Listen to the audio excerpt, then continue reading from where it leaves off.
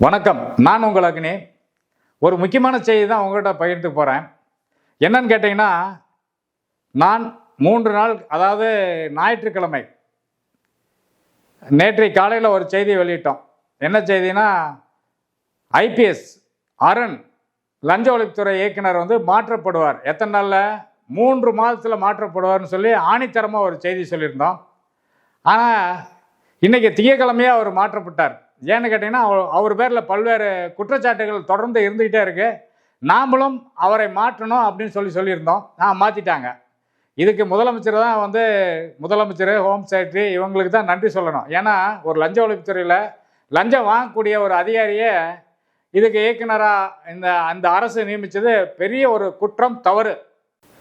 இப்போ புதிதாக இதுக்கு ஒரு கூடுதலான ஒரு பொறுப்பு ஐஜி மகேஸ்வரிங்கிறவங்க வந்திருக்காங்க.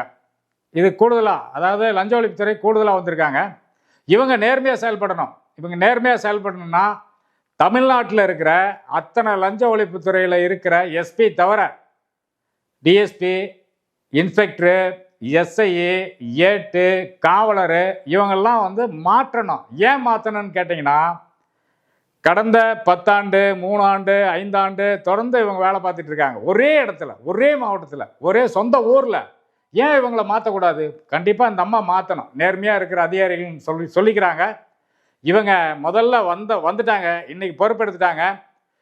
இன்றையில இருந்த இந்த மாவட்டத்தில் ஒவ்வொரு மாவட்டத்திலையும் யார் யார் எத்தனை நாள் வேலை பார்த்துருக்காங்க, எத்தனை ஆண்டு வேலை பார்த்துருக்காங்கன்னு சொல்லி ஒரு லிஸ்ட்டை எடுக்கணும். இவங்க குறிப்பாக முதல் மாவட்டம் கிருஷ்ணகிரி எடுத்துக்கணும். கிருஷ்ணகிரியில் மஞ்சுநாதன், மணிவண்ணன் 2 பேரும் ஒரு டிஎஸ்பி இவங்கெல்லாம் சேர்ந்துக்கிட்டேன்னா கூட்டு சதி சேர்ந்துக்கிட்டு இருக்கிற லஞ்ச ஒழிப்புத்துறை சோதனைன்னு சொல்லிட்டு சில கைக்கூலிகளை வச்சுக்கிட்டு அதிகாரிகளை மிரட்டி பணம் பிடுங்கிறது. அதாவது இல்லாத பணத்தை இருக்கிறதா சொல்கிறது. ஏற்கனவே நான் இவங்க மேலே குற்றச்சாட்டு வச்சுருக்கிறேன். இவங்க வாட்டர் போர்டு கம்பெனி ஒன்று வச்சுருக்காங்க, தண்ணி கம்பெனி.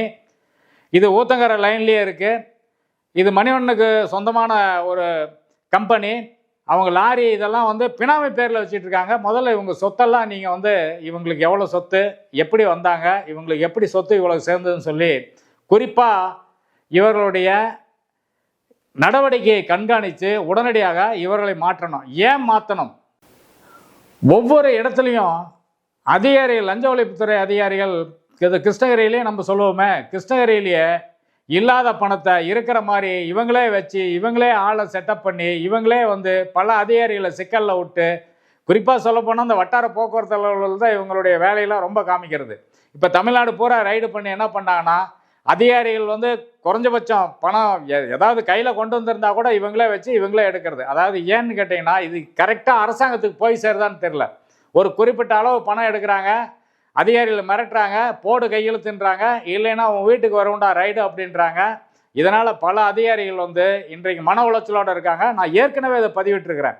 ஏற்கனவே நான் இதை பற்றி இந்த காணொளி மூலமாக நான் சொல்லியிருக்கிறேன். மீண்டும் சொல்கிறேன், தயவு கூர்ந்து இப்போ வந்திருக்கிற அதிகாரி, போலீஸ் அதிகாரி, ஐஜி, இதனுடைய இயக்குனர், லஞ்ச ஒழிப்புத்துறை இயக்குனர் உடனடியாக மாற்றணும். மாற்றுவாரான்றதை பார்ப்போம். இன்னொரு முக்கியமான தகவல் என்னன்னு கேட்டிங்கன்னா, போக்குவரத்துறை ஆணையர் ஏற்கனவே சொல்லியிருந்தோம், அவர் ஒரு 6 மாதத்தில் மாற்றப்படுவார் என்று.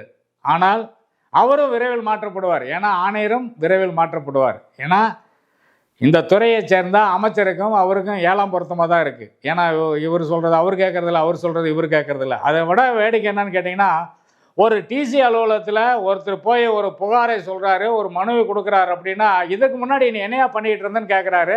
அடுத்தது அவர் வெளியே அனுப்பிச்சிடுறாங்க. ரொம்ப, அதாவது 4 வார்த்தை அவங்க பேசுகிறாங்க, அந்த ஐபிஎஸ் அதிகாரிகிட்ட பேசுகிறாங்க, இல்லை ஐஏஎஸ் அதிகாரி யார், நம்ம டிசி, அவர்கிட்ட 2 வார்த்தை கூடுதலாக பேசுனா அவரை வெளியே அனுப்பிச்சிடுறாங்க. இது உண்மையான தகவல். ஏன் அப்படி அனுப்புகிறாரு? முறையாக அவர்களுடைய குறையை கேட்கணும். அவர்கள் ஒரு கோரிக்கை மனு கொடுத்தாங்கன்னா அதை வாங்கணும், படிக்கணும். நீ இதுக்கு முன்னாடி என்னையா பண்ணிகிட்டு இருந்த அப்படின்னு கேட்டால், அப்போ நீ எதுக்கு இங்கே வந்திருக்கிற? டிசி போக்குவரத்துறை ஆணையர் எதுக்கு நீ வந்திருக்கிற? ஒரு பொதுமக்கள், ஒரு டிபார்ட்மெண்ட்டை சார்ந்தவர்கள் ஒரு மகஜர் கொடுப்பாங்க, அவங்களுடைய குறைகளை சொல்லுவாங்க. அப்போ அந்த குறைகளை கேட்காமையே இதுக்கு முன்னாடி இருந்த அதிகாரிகள் நீ போய் பாரு அப்படின்னு சொன்னால், நீ எங்கே எதுக்கு வேலை பார்க்கணும்? வேலையே பார்க்க வேண்டாம். டிசி, தயவுசெய்து போக்குவரத்து ஆணையர், நீங்கள் நடவடிக்கை, உங்களுடைய நடவடிக்கை சரியில்லை. உங்களையும் மாற்றிடுவாங்க, உங்களையெல்லாம் வச்சிருக்க மாட்டாங்க. இந்த போக்குவரத்தினுடைய அமைச்சர் விஜய் தமிழன்பன் கண்டிப்பாக உங்களெல்லாம் வச்சிருக்க மாட்டார். ஏன்னு கேட்டிங்கன்னா அவருக்கு உங்களுக்கு 7ஆம் பொருத்தமாகவே தொடர்ந்து நடந்துகிட்டு இருக்குன்னு நான் நினைக்கிறேன். உங்கள் அலுவலகத்தில் இருக்கிற அத்தனை கோப்புகளும் இன்னும் கையெழுத்தாகாமையே இருக்குது. நம்ம ஏற்கனவே சொல்லிட்டு இருக்கிறோம், வட்டார போக்குவரத்தில் அலுவலகத்தில் ஆள் இல்லைன்ட்டு. 32 ஆர்டிஓக்கள் இப்போ கிடையாது, பணியிடம் மாற்றப்பட்டு அவங்க வந்து ஒவ்வொரு இடத்துலையும் ஒரு ஆஃபீஸ்லேருந்து இன்னொரு ஆஃபீஸ் 40 கிலோமீட்டர் சுற்றி வந்துகிட்டு இருக்கிறதுனால நாம் தொடர்ந்து இது 3வது வாட்டி 4வது வாட்டி இல்லை, 10 முறைக்கு மேலே சொல்லிட்டேன். நானும் ஒரு காதலியே வாங்குற மாதிரி இல்லை. பொதுமக்கள் அங்கங்கே போய் நின்றுக்கிட்டு தவிழ்ச்சிட்டு இருக்கிறாங்க. ஒரு புதிய கார் கொண்டு வருவோம், அமாவாசையாக இருக்கும் அல்லது ஏதாவது நல்ல நாளாக இருக்கும், அவன் காரை ரிஜிஸ்ட்ரேஷன் பண்ண முடியல. இங்கே இருக்கிற வந்து கிரேடு 1 மோட்டார் வாகன ஆய்வாளர்கள் தூக்கி வேற எங்கேயாவது போடுறது, இல்லை ஆர்டிஓ எங்கேயாவது போடுறது, அவங்க ஆர்டிஓக்காக காத்துக்கிட்டு இருக்கிறது பொதுமக்கள். இது என்ன வேலை?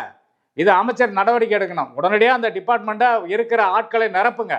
இந்த செக் போஸ்ட்டில் பூரா பிடிச்சிங்க, இப்போ செக் போஸ்ட்டில் வேலையை நடக்கலை. அதை பற்றி நீங்கள் ஏதாவது கேட்டுக்கிட்டு இருக்கிறீங்களா? ஏன் வேலை நடக்கலை? எனக்கு வந்து ரெவன்யூ வரணும், பணம் வரணும், நீங்கள் எந்த வண்டியும் தணிக்கை பண்ணுறதில்ல. அப்படியே தணிக்கை பண்ணாலும் ஒரு காவல்துறை அதிகாரிகளோட சேர்ந்து ஒரு காவல்துறையில் கொண்டுட்டு போய் ஒரு வண்டியை பிடிச்சி நிறுத்தினா அங்கே காவல்துறை அதிகாரி சொல்கிறான், ஏன் இங்கே இடமே இல்லை, நீ நிறுத்தாதாங்கிறான். அடுத்தது பார்த்தீங்கன்னா ஆர்டி ஆஃபீஸில் இடம் கிடையாது, ஒரு வாட்ச்மேன் கிடையாது. ஏற்கனவே சொல்லிட்டு இருக்கிறான், வாட்ச்மேன் கிடையாது, டிரைவர் கிடையாது, அங்கே ஓஏ கிடையாது. இதெல்லாம் நம்ம குறிப்பிட்டு பேசிக்கிட்டே இருக்கிறோம். இதை பற்றி எந்த ஒரு நடவடிக்கையுமே இந்த வந்து டிசி வந்து காதில் வாங்கின மாதிரியே தெரியல. ஏன் காது கேட்கலையா இல்லை கேட்குதா? நம்ம சொல்கிற குரல் வந்து இதை யார் வேணாலும் பார்க்கலாம், பார்க்காம போகலாம். நான் என்னுடைய ஏதாவது எனக்கு தெரிந்த தகவல் தான் நான் உங்கள்கிட்ட சொல்லிகிட்டு இருக்கிறேன். ஆணையர் நீங்கள் வந்து தயவுசெய்து போக்குவரத்துறை ஆணையர் அவர்கள், டிசி அவர்கள் இந்த டிபார்ட்மெண்ட்டில் இருக்க மாட்டீங்க. ஏன்னு கேட்டிங்கன்னா முறையாக நீங்கள் வந்து அங்கே உட்காந்துட்டு சேர் தான் தேய்ச்சிட்டு இருக்கிறீங்க, வேறு ஒன்றும் நடவடிக்கையே கிடையாது. என்னடா ஆணையர் எப்படி சொல்கிறாங்களே நினைக்க வேண்டாம்.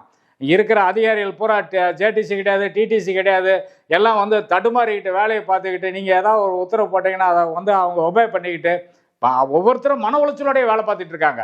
இதை வந்து நீங்கள் முதல்ல வந்து இந்த புளியரை செக் போஸ்ட்டை வந்து போக்குவரத்துறை ஆர்டிஓ செக் போஸ்ட்டை வந்து நீங்கள் காவல்துறை அதிகாரி கையில் அங்கே இருக்கிற கலெக்டர் கொடுத்துட்டாரு. எந்த விதத்தில் கொடுத்தாரு? அதாவது தேனி மாவட்டத்தில் தேனிங்கிற அதாவது தென்காசியில் புளியரை செக் போஸ்ட் இருக்குது. இந்த புளியரை செக் போஸ்ட்டில் போலீஸ்காரங்களுக்கு கையில் கொடுத்துட்டீங்க. இப்போ அவங்க இரவு வேட்டை, அதாவது ஆந்தையெல்லாம் வந்து என்னன்னு கேட்டிங்கன்னா ராத்திரியில் தான் ஒரு பறக்கும். அது ராத்திரியில் தான் வந்து அது பூச்சை பிடிக்கிறதோ புழு பிடிக்கிறதோ. பகலில் பார்த்தீங்கன்னா அது வெளியே வராது. அது மாதிரி பகலில் அமைதியாக இருப்பாங்க போலீஸு, ராத்திரியில் அவங்களுடைய வேட்டையை ஆரம்பிப்பாங்க. அத்தனை லாரி கல் மண் எல்லாம் போயிட்டு தான் இருக்குது. காசு வாங்காமல் இருப்பாங்களா? உங்களுக்கு எப்படி ரெவன்யூ வரும்? இன்னொரு முக்கியமான செய்தி, இந்த பழைய சிஸ்டம் உலகத்திலேயே வந்து என்னைக்கு அது இறக்குமதி பண்ணானா அன்னைக்கு தான் வந்து அதை வாங்கி வச்சிருப்பானாட்டிருக்கு ஆர்டி ஆஃபீஸில். எந்த சிஸ்டமும் ஒழுங்காக கிடையாது, பல சிஸ்டங்கள் ரிப்பேர் ஆகி கிடக்குது. அங்கே வேலை பார்க்குறவங்க தடுமாறிட்டு இருக்காங்க. இதை தவிர முன்னாள் போக்குவரத்துறை அமைச்சர் சிவசங்கர் இருக்கிற போது டெஸ்ட் டிரைவிங்ன்ட்டு ஒரு காரை வாங்கினார். மாருதியிலேருந்து எல்லா ஆஃபீஸுக்கும் காரை கொடுத்தீங்க. அந்த கார் இன்னைக்கு யூஸ் ஆகுதா? ஆணையர் தான் பார்க்கணும். டிசி என்ன பண்ணுறீங்க? டிசி நடவடிக்கை எடுக்கிறதே கிடையாது. அந்த கார் இத்து போய் கிடக்குது, ஒவ்வொரு கழுவாமல் கிடக்குது. அவங்க கழுவுறதுக்கு கூட ஆள் கிடையாது, துடைக்கிறதுக்கு ஆள் கிடையாது. பொதுமக்கள் பயன்பாட்டுக்கு தானே வச்சிங்க. பொதுமக்கள் யாராவது பயன்படுத்துகிறாங்களா? பயன்படுத்துறதே கிடையாது. அந்த காரை வந்து டெஸ்ட் டிரைவிங்க்கு ஒருத்தர் 50 ரூபாய் 100 ரூபாய் கட்டினா அந்த காரை கொடுத்து நீங்கள் ஓட்டுப்பா, நல்லா ஓட்டுறேன்னு பார்க்கணும். அந்த கார் ஷோரூமில் வச்சுருக்கிற மாதிரி அப்படியே ஒரு மூலையில் கிடக்குது. இதை ஆணையர் என்ன பண்ணுறாரு? இதெல்லாம் கணக்கே எடுக்க மாட்டாரா? பார்க்க மாட்டாரா? எதையுமே பார்க்குறது கிடையாது. அதாவது போக்குவரத்துறையில் குறிப்பாக சொல்ல போனோம்னா இப்போ இந்த டிசிக்கு என்ன வேலை? டிசிக்கு என்ன பவர் இருக்குது? போக்குவரத்துறை ஆணையருக்கு ஒரு புளியறையில் இருக்கிற செக் போஸ்ட்டை வந்து போலீஸ்காரன் கையில் கொடுத்துட்டீங்கன்னா போலீஸ்காரன் ரொம்ப உத்தம்னா எல்லாருமே யாருமே பணம் வாங்க மாட்டாங்க. அப்படியே வந்து கரெக்டுப்பா, ஓவர்லோடு இல்லை, ஓடி போயிரு, நீ வா, எந்த ரெசிப்டும் கிடையாது, போயிரு அப்படின்வாங்களா? எல்லாம் பிடிச்சி நிறுத்தி தடுத்து நிறுத்தி பயங்கரமாக காசு வாங்க ஆரம்பிப்பாங்க. அதாவது உங்களுக்கு இந்த போக்குவரத்துறையினுடைய டிபார்ட்மெண்ட்டுக்கு வர்ற ரெவன்யூவை அவங்க வசூல் பண்ணுவாங்க. அவங்க சொந்த காசாக எடுப்பாங்க. இவங்க இப்போ 1 லட்சம் எடுக்கிறாங்கன்னா அவன் 10 லட்சத்தை வீட்டுக்கு கொண்டு போவான். அந்த செக் போஸ்ட்டில் இருக்கிற போலீஸும் டிஎஸ்பி எஸ்பி எல்லாம் சேர்ந்து. நான் இது ஒரு பெரிய குற்றச்சாட்டாக வைக்கிறேன். அதாவது தென்காசியினுடைய மாவட்டத்தினுடைய ஆட்சியருக்கு தான் சொல்கிறேன். நீங்கள் எதை நம்பி நீங்கள் வந்து போலீஸ்காரன் கையில் கொடுக்குறீங்க ஒரு செக் போஸ்ட்டை? அப்போ இந்த டிபார்ட்மெண்ட்டே கிடையாதா? இந்த டிபார்ட்மெண்ட் நாதி இல்லையா? அந்த போக்குவரத்துறையுடைய ஆணையருக்கு வந்து ஒரு வள்ளலும் கிடையாதா? தயவுசெய்து போக்குவரத்துறையுடைய ஆணையர் அதை கவனத்தில் எடுத்துக்கணும். சும்மா வந்து ஏதோ நம்ம உட்காந்தோம், பெஞ்சை தேய்ச்சோம், சேரை தேய்ச்சோம், வர்றோம் ஃபைலை பார்க்குறோம், அத்தனை ஃபைல் அங்கே தேங்கி கிடக்குது. அத்தனை பேருடைய வழக்குகளும் இன்னும் நிலுவையில் இருக்குது. தயவுசெய்து போக்குவரத்துறை ஆணையர் அவர்களே, உங்களை மாற்றப்படுவார்கள். இந்த போலீஸ் அதிகாரி இப்போ வந்திருக்கிற ஐஜி அவர்கள் மாவட்ட வாரியாக காவல்துறையில் இருக்கிற கருப்பாடுகளை களையெடுக்கணும். லஞ்ச ஒழிப்புத்துறையில் பல ஆண்டு காலமாக வேலை செஞ்சுட்டு இருக்கிற அந்த ஆட்களை பூரா மாவட்ட வாரியாக மாவட்டத்திலேருந்து வேறு மாவட்டத்துக்கு தூக்கணும். கிருஷ்ணகிரியில் மணிவண்ணன் மஞ்சுநாதனை கண்டிப்பாக நீங்கள் மாற்றணும். ஏன்னு கேட்டிங்கன்னா அவங்க வந்து ஆளை புரோக்கரை வச்சுக்கிட்டு ஒவ்வொருத்தனுக்கு தகவல் சொல்கிறது, நான் வர்றேன் அப்படின்னு சொல்லி, நீ இருக்காத அங்கே இருக்காத, எவன் என்ன பண்ணுறான்ட்டு அப்புறம் போக வேண்டியது, கொஞ்சம் காசை பிடிக்க வேண்டியது, கொஞ்சம் காசை எழுத வேண்டியது, அவங்க மேலில் வழக்க போட வேண்டியது. மீண்டும் சொல்கிறேன், இந்த செய்தி தயவுசெய்து பார்க்கின்ற அனைவரும் இந்த போக்குவரத்துடைய ஆணையருக்கு போய் சேரணும். அதே போல் இப்போ பொறுப்பெடுத்திருக்கின்ற மதிப்புக்குரிய அம்மா மகேஸ்வரி அவர்கள் இந்த டிபார்ட்மெண்ட்டில் இயக்குனராக வந்திருக்காங்க லஞ்ச ஒழிப்புத்துறையில். இவங்களும் நடவடிக்கை எடுக்கணும், எல்லாத்தையும் மாற்றணும். காவல்துறையில் இருக்கிற இந்த லஞ்ச ஒழிப்புத்துறையில் இருக்கிற அத்தனை பேர்த்தையும் லிஸ்ட் எடுத்து உடனடியாக பணியிடம் மாற்றம் செய்வீர்கள் என்று நாங்கள் நம்புகிறோம். நன்றி, வணக்கம்.